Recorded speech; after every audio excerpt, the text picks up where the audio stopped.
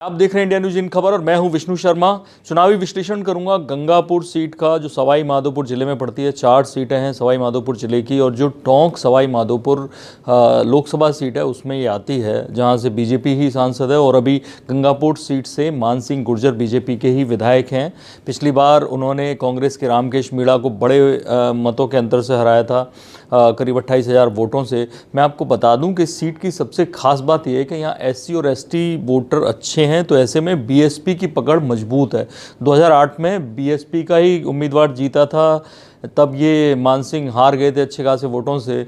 उस वक्त रामकेश मीणा जो कांग्रेस से 2013 में लड़े, वो 2008 में विधायक बने थे बीएसपी के, और रामकेश मीणा को करीब 42,000 वोट मिले थे, 39% वोट। और जो कांग्रेस के उम्मीदवार थे और जो बीजेपी के उम्मीदवार थे मान सिंह, यही थे, इनको 28-28% वोट मिले, करीब 11-12,000 वोटों के अंतर से ये हार हुई थी।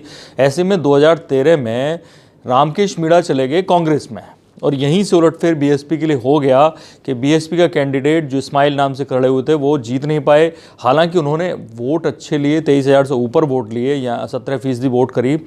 लेकिन मान सिंह गुर्जर ने, जो रामकेश मीणा विधायक थे, उनको कांग्रेस की टिकट पे, क्योंकि वो खड़े हुए थे, उनको हरा दिया अच्छे खासे 28,000 वोटों से।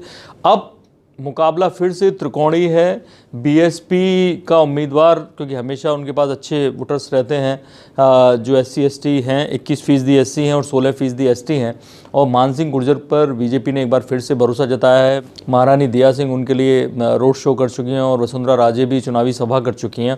ऐसे में रामकेश मीणा ने कांग्रेस के लिए एक और दिक्कत कर दी है। दरअसल वो इतने वोटों के अंतर से हारे थे कि कांग्रेस ने उनका टिकट काट दिया। कांग्रेस ने एक युवा उम्मीदवार राजेश अग्रवाल को टिकट दी है यहाँ से।